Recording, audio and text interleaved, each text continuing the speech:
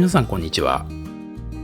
今回は岩手県花巻南温泉郷の一つ大沢温泉山水閣をご紹介します。大沢の湯の開湯はなんとおよそ1200年前の平安時代、当時の征夷大将軍の坂上田村麻呂が入浴して傷を癒したという伝説があります。大沢温泉は200年以上の歴史を有する岩手南部藩ゆかりの湯治宿で、宮沢賢治や高村光太郎が愛した宿とされています。今回は大沢温泉の湯治棟ではなく、近代和風旅館に相当する山水閣に宿泊しました。この動画では老舗宿大沢温泉を含めた山水閣の概要、お部屋、お風呂、夕食と朝食までフルレビューします。見どころたっぷりの動画となっていますので、ぜひじっくりとご覧ください。大沢温泉に到着しました。大沢温泉は古くからの湯治屋と山水閣から構成されます。以前は自炊部と呼ばれた湯治屋の創業は江戸時代の寛政年間。建物は築200年を超えますが、一部2015年にリニューアルされています。湯治屋は素泊まりが基本で1泊2300円台からと非常にリーズナブルな料金となっており、そこに寝具やアメニティなどを有料でつけていく昔ながらのスタイルが残されています。山水閣は大沢温泉の旅館部に相当する新館で、客室は全50室、2食付きの高級旅館となっています。湯治屋とは異なるシティホテル風のエントランスですよね。入り口を入ると相田光夫さんの湯の書がお出迎え、広く開放的なフロントロビーになっています。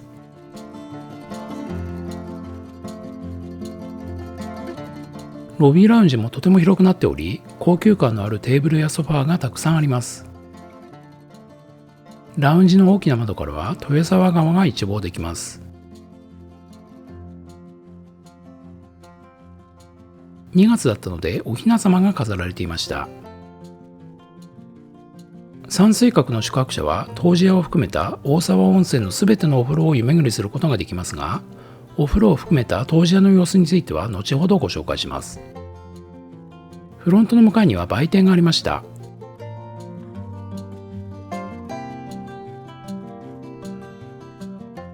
こちらは大沢温泉の入浴剤です。お土産のお菓子もありました。ドリンク類も豊富に揃っています。館内には至る所に相田光夫さんの書が飾られています。ラウンジではコーヒーを無料でいただけます。フロントでチェックインです。今回のプランは新館渓流川和室、夕食はお部屋食、朝食はバイキングプランです。チェックインは15時、チェックアウトは10時半となっています。宿泊費は最後に公開します。それではお部屋レビューです。はい、今回のお部屋は山水閣301楓というお部屋になります。鍵はね、こんな感じの鍵になってます。では行ってみます。301号室は、渓流側の和室ということで、山水閣ではね、一番標準的なお部屋ということになります。まず手前に畳があって、奥の方にお部屋の襖がありますね。こちら側には洗面がありますので、ちょっと行ってみます。でこちらがね、洗面ということになりますね。シンプルな感じのね、洗面になってますよね。そしてこちらにはアメニティが用意されてますが、ヒゲ剃りとヘアブラシと歯ブラシという感じになってます。それからこちらにはね、トイレがあるんですけども、トイレはね、こんな感じのウォッシュレット付きのね、一般的なトイレということになってますね。はい、それではまずこちらのね、お部屋見てみたいと思いますけども、こちらがね、4畳半の和室ということになってます。真ん中にね、テーブルがあって、空気清浄機があって、あとはちょっと床の間のようなそんな感じのありますけども、こちらには何もね置かれてなくて、おそらく人数が多い時に布団を敷いて寝れるような、そういったお部屋かなというふうに思いますね。そしてこちらがメインのお部屋ということになります。こちらがね、リビングに相当するお部屋ということになりますね。まずちょっと奥の方までね、行ってみたいと思いますが、奥まで来るとこんな感じになってます。こちらの窓をね、ちょっと開けてみますけども、こちらの川は豊沢川という川になってます。渓流のね、流れが非常にいい景色になってます。そしてね、こちらの上の方のね、山肌も今冬なんでね、木は枯れてますけども、夏とかね、あるいは紅葉の時期とかすごく良さそうに見えますよね。そして窓側から改めてお部屋を見ますと、こんな感じのお部屋になってます。こちら側は全体が13畳ぐらいの純和風のお部屋ということになってますよね。こちらにはね、立派な床の間があります。そしてこちらにはテレビと下に金庫があって、こちらにはね、タオルがありますけども、このタオルの巾着はね、相田光夫さんのね、湯というね、書がプリントされてます。それから足袋と、こちらはフェイスタオルですね。こちらのフェイスタオルにもね、しっかりと湯の文字が書いてあります。あとはこちらね、子供用のアメニティですけども、シャンプーセットと歯ブラシとかね、そういうのがありますね。そして下には浴衣ですね。浴衣にもね、しっかりと山水閣というふうに書かれてます。それからこちらは羽織になってますね。そして真ん中にはね、テーブルと座椅子がありまして、こちらのお茶菓子は、花巻発の豆乳ミルクまんじゅう、背景健二先生というふうに書かれてますね。それからこちらはね、売店にも売ってる青南蛮味噌っこきゅうりという、おつまみですね、がありました。こちらにはね、ポットとお茶のセットがね、用意されてますね。こちらはクローゼットになってまして、クローゼットはね、こんな感じになってます。そしてこちらの広縁にはね、こちら側に、姿見のような鏡があって、真ん中にテーブルとチェアがね、ありますよね。こちらはグラスのセットですね。それから冷蔵庫ということになってます。冷蔵庫の中身はね、何も入ってないですね。それからね、お部屋で Wi-Fi が使えます。Wi-Fi のね、通信速度 49Mbps ありますので、十分かなというふうに思いますね。大沢温泉について説明をしたいと思います。大沢温泉はね、こちらにありますけども、200年以上の歴史を持つような昔からのいわゆる湯治棟ですね。基本素泊まりのね、お部屋と、それからこちらの比較的新しい山水閣という旅館というふうに分かれています。そしてこちらのね、菊水館っていう棟もあるんですが、2018年からね、もう旅館としては使われてはいなくて、昔ギャラリーの違いやというふうになってます。で、今冬はね、こちらの方やってないということで、今回ちょっと見ることができませんでした。ちょっとね、それは残念なんですけども、そしてなんといってもね、こちらの大沢温泉はお風呂がたくさんあるというのが特徴で、まず一番のね、メインのお風呂はこちらの一番端にある大沢の湯というお風呂になります。それから、川沿いにね、川辺の湯、こちらは女性用のお風呂ということになりますね。あと薬師の湯ですね。それからこちらの山水閣側には豊沢の湯というお風呂と、あとはね、山水閣のお客さん専用のね、山水の湯と貸し切りの家族風呂というのがあります。こちらのお風呂に関しては後でご紹介したいと思います。そして山水閣はね、大沢温泉の中で旅館部門というような形になりまして、基本的に食事が2食付きのお部屋ということになります。お部屋は全部で50部屋ありまして、今回僕らが泊まっているのはこちらの楓というお部屋になります。渓流側の和室ということになります。それで実はですね、こちらのボタンっていうね、高村光太郎にちなんだお部屋をね、皆さんにお見せする予定で、妻もすっかりその気で僕が予約をしたと思ってたみたいなんですけども、ちょっと手違いで今回の楓のお部屋をね、予約してしまっていて、一般的なお部屋ということでご了承ください。ということで、山水閣の渓流側和室でしたけれども、いかがでしたでしょうか。さあ、それでは大沢温泉の散策をしながらお風呂をご紹介していきます。まずは山水閣側の山水の湯と家族風呂です。こちらのお風呂は山水閣の宿泊者専用となっています。大浴場は山水閣の2階にあります。廊下はピカピカですよね。こんな素敵な湯上がり所もありますよ。そしてこちらが大浴場、散水の湯です。男湯も女湯もほぼ同様ですので、男湯のみご紹介します。こちらがね、散水の湯の脱衣スペースということになります。お部屋の数がね50ありますので、比較的広い脱衣スペースになってますよね。こちらにはねトイレがあって、そして奥の方にはね洗面もかなり広い感じになってますよね。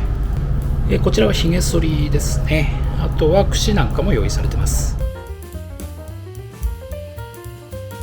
温泉の分析表ですけども、源泉は大沢の湯ということになってます。 pH が 9.0 のアルカリ性の単純泉で、泉温は51度ということになってます。そして加水加温循環ろ過なしの源泉 100% かけ流しということになってますね。そしてこちらが散水閣の大浴場ということになります。やはりねかなり大きめのお風呂ということになってますよね。下が石になってまして、上には木が縁取られていて、非常に雰囲気のいいお風呂になってます。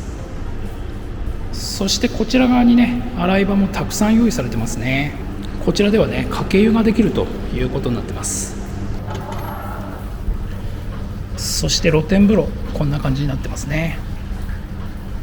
こちらもね石でできた非常にいい雰囲気の露天風呂ということになってますね。屋根はかかってますけども、奥の方はね開放されてるような、そんな感じのお風呂になってますね。お湯はね無色透明ですけども、ほんのりとね硫黄の匂いがするような、そんな感じのお湯になってますね。こちらはね家族風呂ということで、こんな感じでね3つ入り口がありますね。こちらの一番左の端の方行ってみたいと思います。そしてこちらがね家族風呂の脱衣スペースということになってますね。家族風呂ということで、2、3人用の脱衣スペースになってますよね。こちらがね家族風呂ということになりますね。石でできたね岩風呂のような感じになってまして、結構広さありますよね。2、3人ゆっくり入れそうな、それぐらいのお風呂になってます。そして奥にはねしっかりと川の景色がね見えますね。これなかなかいい景色のお風呂になってますよね。そしてこちらには洗い場がしっかりと用意されてます。シャンプーはねコーセーのシャンプーが用意されてますね。そしてお湯ですけども無色透明でね、そしてほんのりとね硫黄の香りがするような、そんな感じのお湯になってます。こちらのもう一つのね貸し切り風呂ですけども、こちらはこんな感じになってますね。脱衣スペースの広さはねほぼ同じですけども、こちらにはね洗面と、化粧品ですね、ポーラの化粧品が用意されてます。あとドライヤーもねありますね。こちらが真ん中のね貸し切り風呂ですけども、隣のね貸し切り風呂と違って上にね木が縁取られていて、ちょっと雰囲気の違う感じのお風呂になってますよね。湯船もね若干狭いような、そんな感じにも見えます。そして奥の方にはやはり同様にね川が見えるような、そんな感じのお風呂になってますよね。周りもね木造りでねできていて、なかなかいい感じのお風呂になってます。そしてこちらにはね洗い場がしっかりと用意されているということになりますね。もう一つのね貸し切り風呂ですけども、もう一つのお風呂の脱衣スペースはこんな感じになってますね。こちらにも洗面がありますね。そしてお風呂ですけども、こちらの貸し切り風呂のお風呂はこんな感じになっています。こちらもやはりね上が木で縁取られたような、そんな感じのお風呂になってまして、中の方もねちょっと段差があるような、そういう感じの石のお風呂になってますね。こちらには木の台のようなねそういうものがあって、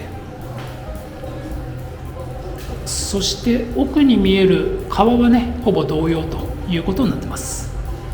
こちらにはねやはり洗い場が一つしっかりと用意されているということになりますね。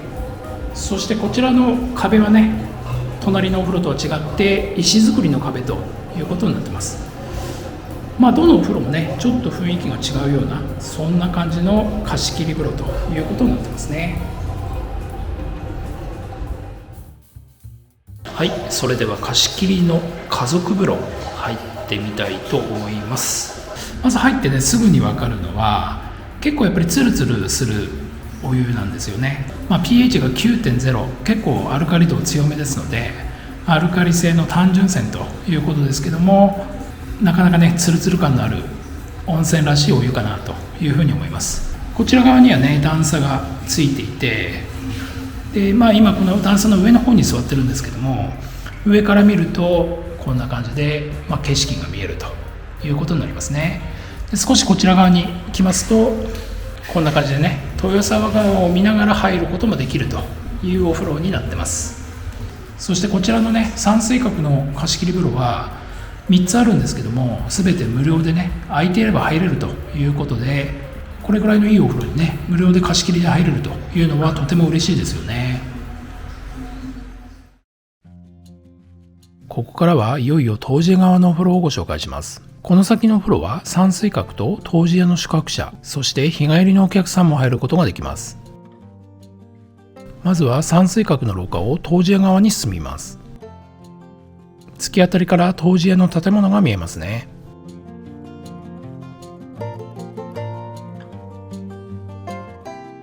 こちらの扉を開けるとすぐに階段になってました。左右に分かれていますが、右に進むと豊沢の湯があります。さらに階段を下に降ります。こちらの扉を開けると豊沢の湯とさらに奥には展示コーナーがありました。こちらは山水閣の宿泊者専用となっていました。写真や書、陶器など様々な展示がされていますが、注目は高村光太郎関連の写真や書、さらにこちらは幼少期の宮沢賢治の写真、昔の大沢温泉の絵も飾られていました。お風呂の前には自販機コーナーがありました。こちらが豊沢の湯の入り口です。こちらの豊沢の湯は、10人ぐらいはゆったり入れそうなかなり大きめのお風呂で、結構ね深いんですよね。で全体が石と岩でできていて、特に周りがねこんな感じのねゴツゴツした岩で囲まれていて、非常に雰囲気のあるお風呂になってます。で冬はね窓がね閉まった状態になってますので、半露天風呂というわけではないんですけども、豊沢川が下の方に見えて、なかなかねいい景色といい雰囲気のお風呂ということになってます。ちなみに冬以外はこちらの窓が開いて半露天のような形になって、こんな感じで緑とかね、それから紅葉が見えるという素晴らしいお風呂になってるみたいですね。続いて湯治側を散策してみます。先ほどとは反対の左側の扉から入ります。入るとすぐにマッサージコーナーとランドリーがありました。大沢温泉は JR 東日本の自温泉の会員です。そしてここからが湯治屋です。雰囲気がガラリと変わりますので、タイムスリップしたかのような世界をお楽しみください。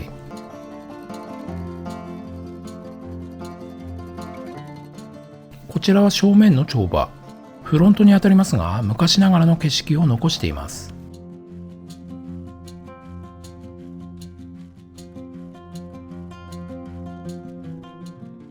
帳場の隣には待合室がありました。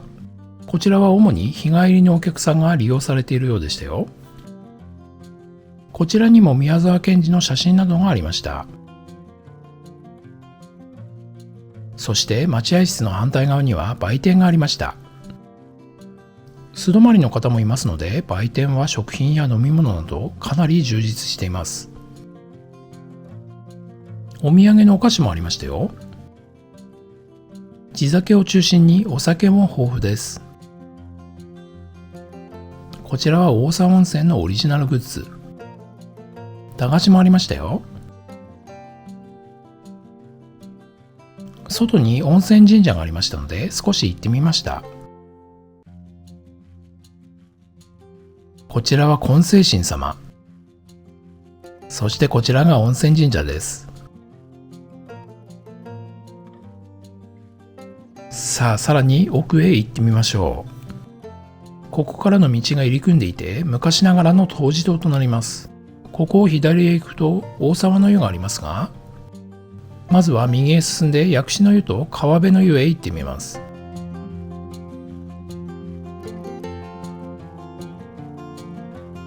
こちらの階段をしております。こちらが薬師の湯と川辺の湯です。薬師の湯は男湯と女湯がありますが、男湯をお見せします。扉を開けるとさらに階段がありました。もはや自分がどこにいるのかわかりません。こちらが薬師の湯の脱衣スペースです。比較的狭めになってますね。薬師の湯ですけれども、ちょっとレトロな感じのね、下がタイル張りで、こんな感じのね、変わった感じの形の湯船がね、2つあるようなお風呂になってました。周りにはこう岩のようなそういった装飾がされていて、全体にちょっと変わった感じのねお風呂でしたね。薬師の湯の前には自販機がありました。薬師の湯の奥には川辺の湯があります。こちらが川辺の湯の脱衣スペースです。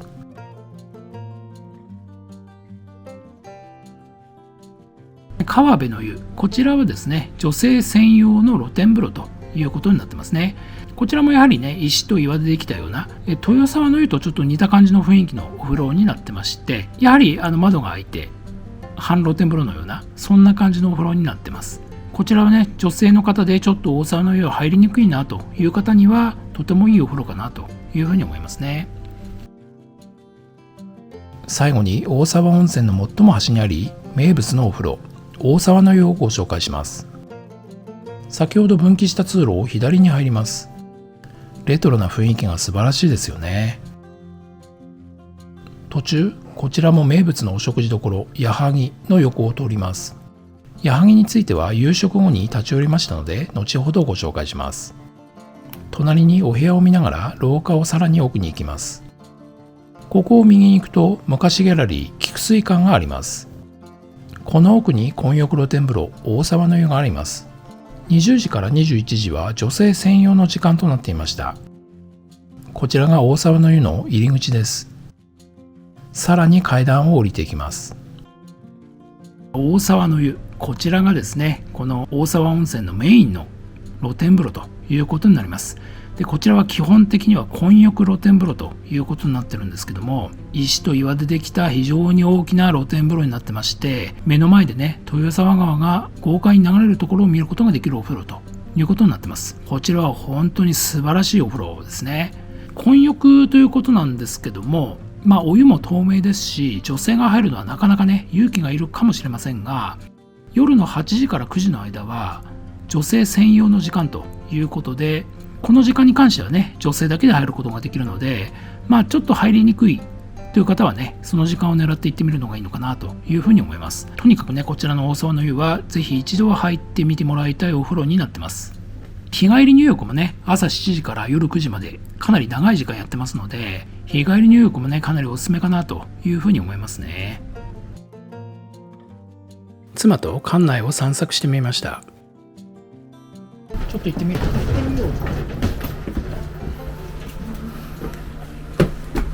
すごい。客室棟は周り廊下のようになっていて、お部屋は廊下に周囲を囲まれています。ところどころで炊事場があり、食器などが置かれています。炊事場の食器はガス以外は全て無料で借りることができます。10円玉を入れて使うこんな年代物のガスコンロもありました。すごいこの眺め。ね、川が見える。真ん中にこたつが配置された古き良き日本の和室の雰囲気です。湯治堂では寝具やアメニティは有料で借りるシステムとなっています。築200年ぐらいになるっていう話だけどね。レトロな雰囲気が好きな方にはたまらない廊下ですよね。こちらは正面入り口の上の部分。複数の塔が廊下や階段で連結されています。階段が螺旋状になって入り組んでますよね。こちらは襖で仕切られたお部屋で、先ほどとは雰囲気が違いますよね。年代によって様々なお部屋があるのも大沢温泉の魅力だと思います。そして橋まで来ると菊水館が見えてきます。でも今行けないんだよね、冬だから、しょうがないね。お楽しみの夕食の時間です。今回はお部屋食プランでしたので、お部屋で座っていただきました。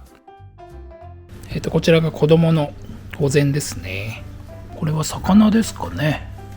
エビフライと串カツと、あとは唐揚げとかです。こちらは大人のお膳です。とても豪華ですよね。冬のお品書き、雪見なごむです。メインは岩手牛味噌すき焼きでしょうかね。地元のワインや地元の日本酒、大吟醸山水閣、地ビールや焼酎、ハイボール、日本酒の飲み比べセット、生ビールもありました。今回はまずは地ビールをチョイス。ワインはね、こちらの岩手日本ワイン。よし、今日は本当にテンションが上がらないよ。本当は今頃ボタンの間にいる予定だったんだけどな。でもさ、ここはなんと部屋食なんだよねそれを知らなかった。限定だよ、限定。それを知らなかったね。ボタンの間に泊まってたら部屋食じゃなかったね。え、お部屋食でゆっくり食べられるってところがいいとこだね。ちょっとそこだけでテンションが上がってきた。温泉がすごく良かった。もうとろっとしたお湯でね、すっごい良かった。気持ちよかった。いただきます。こちらは前菜です。前菜、雪んこの帽子オープン。この中にあるのが、上にあるのがおこわね。おこわです。イメージ的にちまきみたい。もっちもち。味がしっかり染みてて美味しい。ね、美味しいね。ふきなんだって。四角いね。ふきって丸いかなと思って。一口食べてみましょう。ただのふきじゃないのね。ね、そのまんまかと思ったら違った。ふきをすりおろしたかなんかして、練り物みたいにして揚げたんだ。すごい山の味もするし、アワビが1個、アワビ1個だけで食べるのももったいないんで、ちょっと菜の花巻きでいこうかな。そうだね。菜の花巻きで。アワビ柔らかい。菜の花がシャキシャキしてて美味しいです。漬けマグロのわさびとろろ。このね、マグロも美味しそうなんだよね。この山かけの味がついてるのかな、これ。この長芋に色がついてるんで、ちょっと贅沢についてる部分を食べちゃう。漬けだこれ。美味しい。美味しいね。ご飯欲しくなっちゃうよ。焼き山鯛薄くず仕立て。このお吸い物も美味しそう。いい香り。美味しい。すごい。これは何かつけて揚げてんのかな。ちょっとプリッとした感じ。薄味でさっぱりしてる。あとこのそうめん、こう食べやすいように一口にくるくるって巻いてたんだけど崩しちゃった。でも一口で食べられる。食べやすそうになってるね。今日はテンションガタ落ちだったけど、美味しいもん食べるとやっぱりテンション上がるもんだな。困ったもんだね。私もすぐこれで調子よくなっちゃうんだろうな。岩手牛味噌すき焼きができてきました。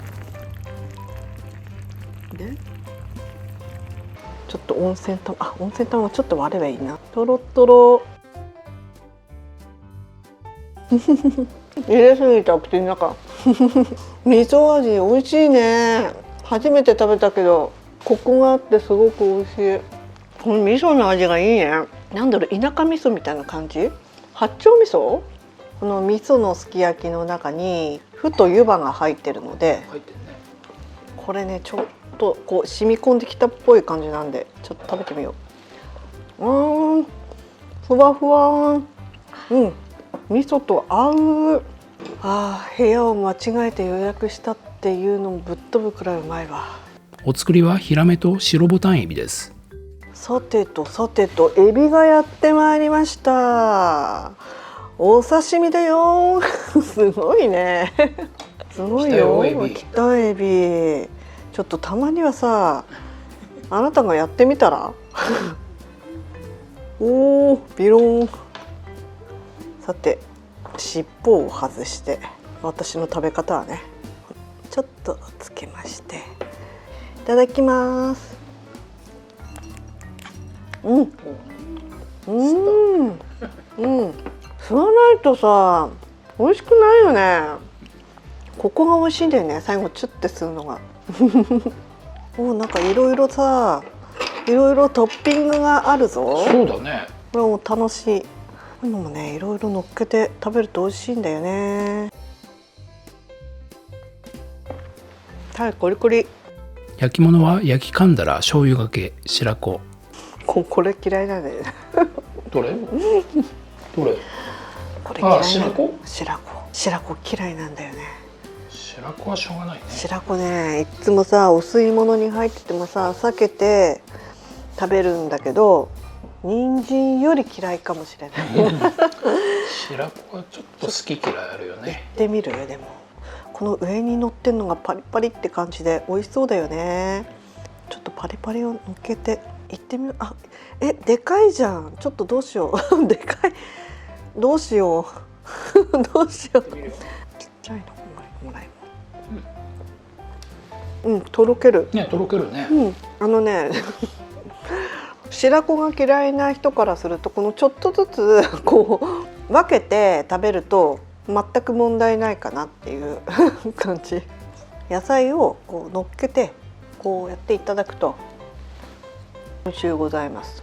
焼いてる感じだから香ばしくて、ね、焼き噛んだらたらね。でもあったかいものはあったかいものちゃんと出してくれて、ありがたいね。骨が少なくていいね、本当に。タラは美味しい、間違いない。食べやすさナンバーワン。やっぱりお肉よりお魚が好きなんだね。こちらは豆乳蒸し。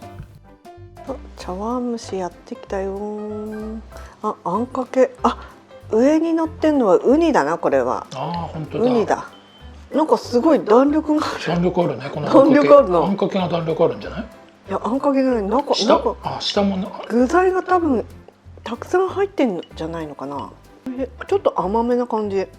これはこの弾力がある正体はタケノコだな。すごいあんが強い。なんということですかなんということですか。銀杏入ってないんだ。あらしいたけ、たけのこ、ゆり根、いろいろ入ってるけど、今回は銀杏入ってないね。あら、初めてだね。銀杏入ってない茶碗蒸し。ちょっと変わった茶碗蒸し味も。蒸し物は花巻産プラチナポークの塩豚。もう柔らかそう。絶対柔らかいねこれ。ほら、すごい。これは良さそうですね。このタレにつけて味噌で。豚肉大好きだからもう美味しい。柔らかいね、めっちゃ柔らかい。こんな柔らかいのって、これご飯やばいな。どうしよう。ご飯食べちゃう。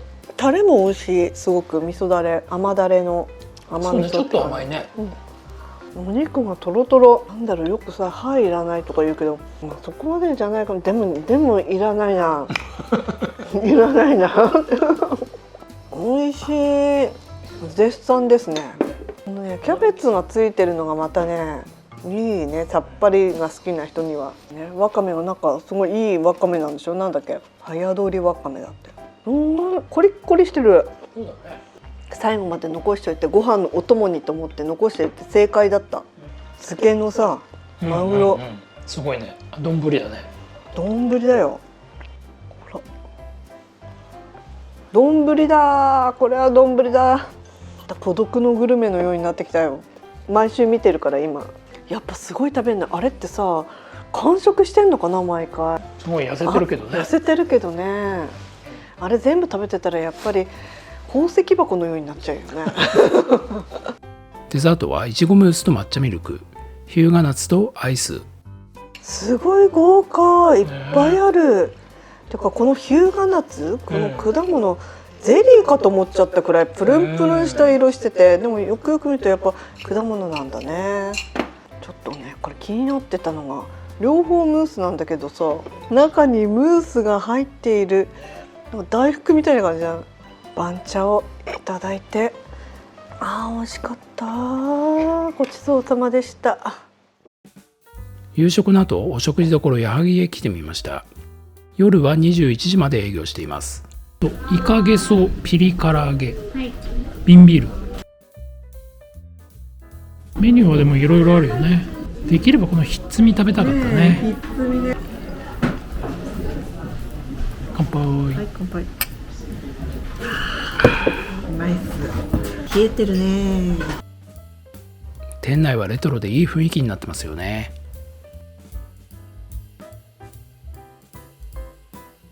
ちょっとこれです。ワクワク揚げたて。美味しい。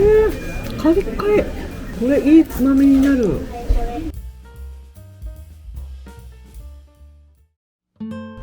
余ったご飯を夜食にしてくれました。とてもありがたいですよね。食事の後にこんな感じで布団を敷いてくれました。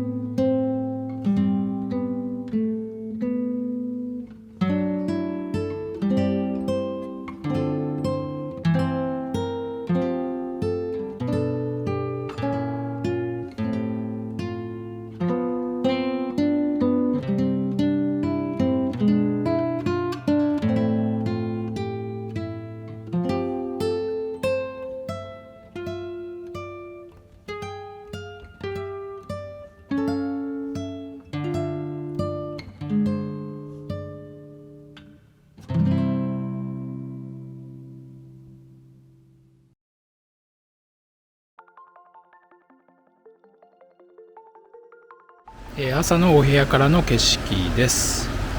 昨日はね、夜川の向こうの方がね少しだけライトアップされてて結構綺麗だったんですよね。この辺りに見えますかね、湯気が結構ね出てて、でやっぱりほんのりとね硫黄っぽい感じの匂いがして、これを見てるとやっぱり温泉に来てるんだなという感じがしますよね。そしてこの豊沢川の流れ、なかなかいい景色になってます。朝食はビュッフェバイキングでした。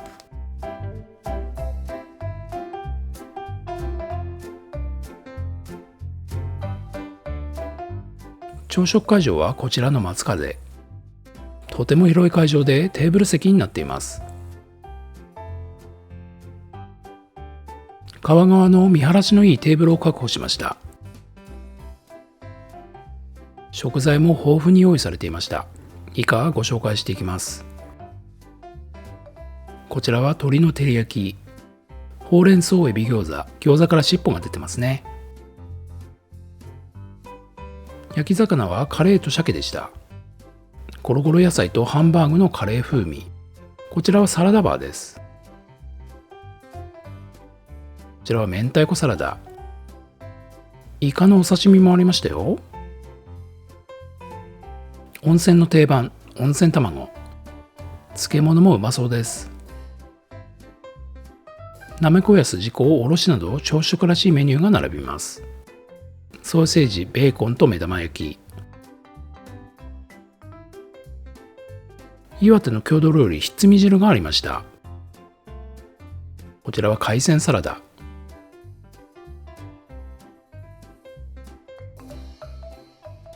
うどんもありましたよ。こちらは野菜の漬物。味噌汁のコーナーです。納豆と味付け海苔。ご飯は岩手県産の一目惚れ。おかゆもありました。こちらはパンコーナーです。フルーツコーナーや杏仁豆腐、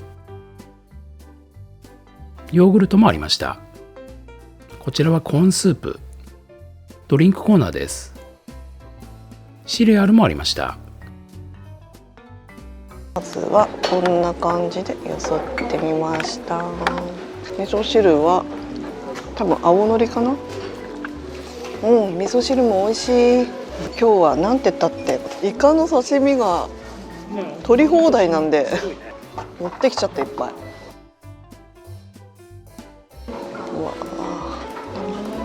刺身美味しい。ご飯が進む。キャラぶきね。キャラぶき。キャラぶきシャキシャキ。手作りの豆腐だね。意外と柔らかい。このもみじおろしがこのピリッとしてていい。エビの尻尾が見えてる。これは尻尾を残すね。あ、エビ入ってる。ちっちゃめのね。プリプリしてるエビが天津って感じ。ひっつみいきます。すいとん、これがひっつみだよね。いただきます。プルーンとしてる。もちもち。ちょっと薄味のさっぱり系の醤油の出汁に舞茸合うんだよね。納豆ドドン、温泉卵ドドン。孤独のグルメ風にまた最後の追い込みをかけて追い足しご飯でいくぞ。納豆温泉卵、すごいことになりそうだな。さあこれで最後の追い込みご飯だ。ほら黄色い。おいしい。温泉卵と納豆はやっぱ合うね。最後に残った温泉卵を食べるの。温泉卵のサンドイッチやって感じ。間に納豆入れて。じゃあコーヒーをいただいて、ごちそうさまでした。フロントでチェックアウトです。今回の宿泊費は5875円でした。大沢温泉山水閣いかがでしたか？高級感があり、新しい旅館である山水閣と歴史ある湯治屋の施設、お風呂の両方が利用できて、とても満足度の高い宿泊でした。これからもいろいろな宿をご紹介してまいりますので、引き続きご覧ください。